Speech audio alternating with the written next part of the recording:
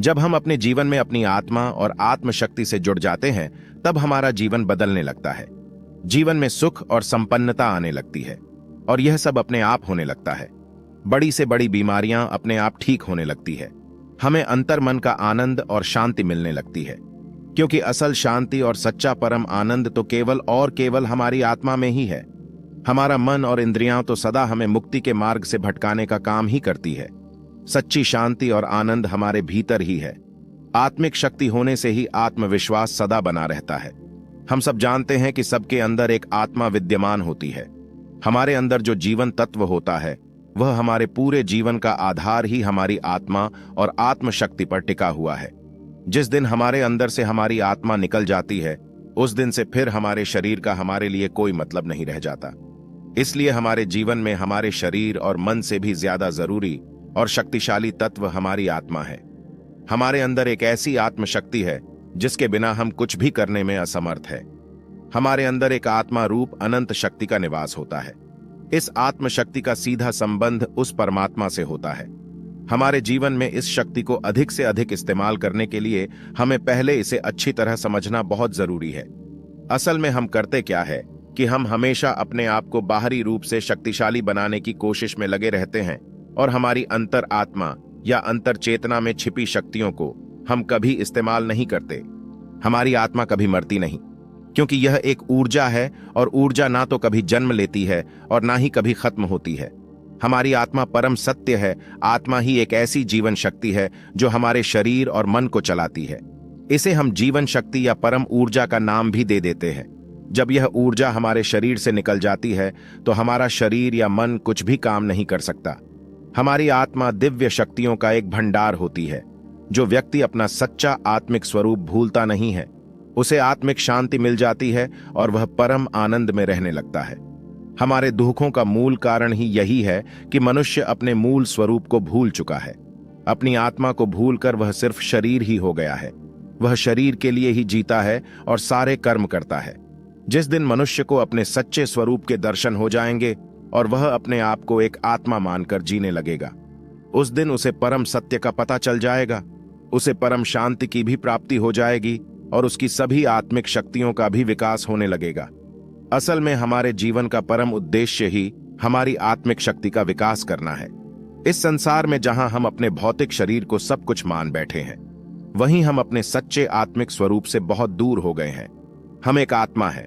जो व्यक्ति इस बात को याद रखता है, वह इस भौतिक संसार में रहकर भी इस संसार के भौतिकवाद से ऊपर उठ जाता है। ऐसा व्यक्ति अपने सारे कर्म आत्मिक शांति, आत्मिक विकास और दूसरों की भलाई के लिए करता है। अपने आप को बाहरी रूप से विकसित करने के लिए जैसे हम कई तरह के व्यायाम और योग आदि करते हैं, वैसे ही अपने आप को अंदरूनी रूप से शक्तिशाली बनाने के लिए हमें योग साधना करने की जरूरत होती है। ध्यान आपको अंदरूनी रूप से शक्तिशाली बनाने में बहुत सहायता करेगा। ध्यान के माध्यम से हमारा मन शांत होने लगता है और हम अपने सच्चे स्वरूप, अपनी आत्मा के बहुत निकट आ जाते हैं। अपने जीवन में इस शक्ति को अधिक से अधिक बढ़ाने के लिए हमें अधिक से अधिक मौन धारण करना होता है, ताकि हम अपनी अंतरात्मा से जुड़ सकें। मौन एक निश्चित समय तक चुप रहने का नाम है। मौन धारण करने का मतलब सिर्फ बोलना बंद करना नहीं होता, बल्कि मौन के समय हमें अपने मन में भी कुछ बात नहीं करनी होती। ऐसा करने से हम अपनी आसपास की चीजों को और बेहतर तरीके से समझने लगते हैं। दूसरों की भावनाएं भी हमें अच्छी तरह से समझ आने लगती है। जितना ज्यादा हम अपने मन को शांत रखेंगे, उतनी ज्यादा अंतर्मन की शक्तियां हमारे जीवन में प्रकट होने लगेगी। इसके लिए हमें अपने मन को पूर्ण रूप से शांत करना होगा, और ऐसा करने के लिए हमें शांत रहकर बस सिर्फ हालातों का साक्षी बनना होगा। मन को शांत रखकर हम आत्मिक शांति प्राप्त करने के और भी नजदीक आ जाते हैं।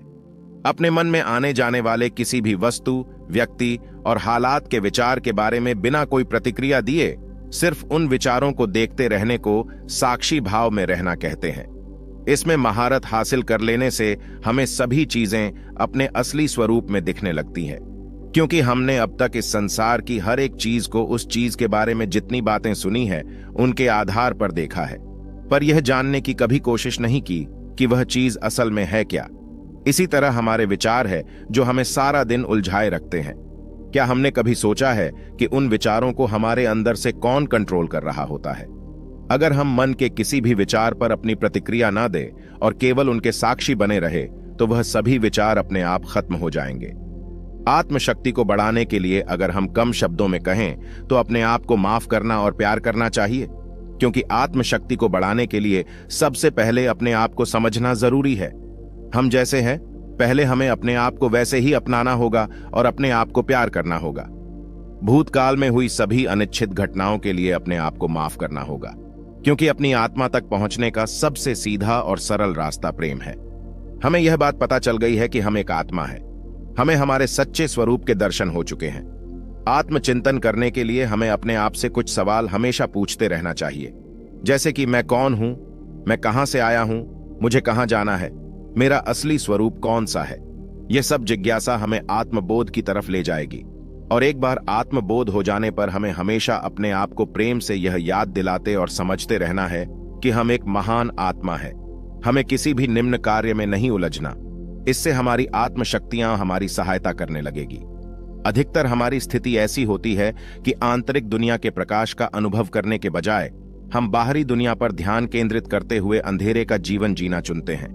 उन बाधाओं के आगे झुक जाते हैं जो हमारी आत्मा को खुद को जानने और ईश्वर को महसूस करने से रोकती है, जबकि हमारी आत्मा का उद्देश्य हमारे मन और इंद्रियों पर शासन करना था। वास्तव में हम पाते हैं कि हमारी भौतिक इंद्रियां मन के कार्यों को निर्देशित करती हैं। बदले में मन आत्मा को भटकाता है, उसे बाहरी दुनिया की विकर्षणों पर केंद्रित रखता है और सांसारिक ज्ञान और लाभ की खोज में व्यस्त रखता है। हमें यह विश्वास दिलाया जाता है कि अपनी बुद्धि को तेज करने से हमें इस दुनिया और उससे परे की दुनिया में भी फायदा होगा। ध्यान के दौरान अपना ध्यान बाहरी दुनिया से हटाकर आंतरिक आंख, जो इस आंतरिक उद्यान का प्रवेश द्वार है, इस पर केंद्रित करके हम ईश्वर के प्रेम और प्रकाश का अनुभव करने की यात्रा पर निकल सकते हैं। दैवीय प्रेम के साथ यह संबंध मन, पदार्थ और भ्रम की उन परतों को हटा देता है जो हमारी आत्मा पर छाई हुई हैं। इंद्रियों के स्तर पर रहते हुए जो लोग उसका अनुभव करना चाहते हैं, वे बाहरी आंखों और कानों के माध्यम से इस अनुभव को प्राप्त करने की उम्मीद करते हैं। हालांकि सर्वोच्च को केवल आंतरिक आंख के माध्यम से ही अनुभव किया जा सकता है, जो आध्यात्मिक क्षेत्रों का प्रवेश द्वार है। ईश्वर को पाने के लिए हमें अपने हृदय के अंतरतम कक्ष को साफ करना होगा, ताकि यह उनके प्रेम के लिए एक उपयुक्त पात्र बन जाए। ऐसा तब होता है जब हम रोजाना और नियमित रूप से ध्यान करना शुरू करते हैं। जितना अधिक हम ध्यान करते हैं, उतनी ही अधिक हमारी आत्मा शुद्ध होती है और उतनी ही जल्दी हम अपनी आत्मा को उसकी प्राचीन अवस्था में अनुभव कर सकते हैं। ठीक उसी तरह जैसे सूरज की किरणें बादल वाले दिन में भी चमकती रहती हैं, भगवान का प्यार हमेशा हम पर चमकता रहता है, चाहे हम इसे पहचाने या न पहचाने। हम ध्यान के माध्यम से इस परिवर्तनशील प्रेम का अनुभव कर सकते हैं। जीवन का उद्देश्य कुछ और नहीं, बल्कि आत्मा की यात्रा के माध्यम से विकसित होना है। आत्मा पर कर्मों के आवरण होते हैं, उसे जीव कहा जाता है। इसी सफर के दौरान जीव विकास की कई अवस्थाओं से निकलता है और जैसे जैसे कर्मों की निर्जरा होती है, वह आध्यात्मिक प्रगति करता है। इस तरह आत्मा की मुक्ति की यात्रा इतनी आसान नहीं है।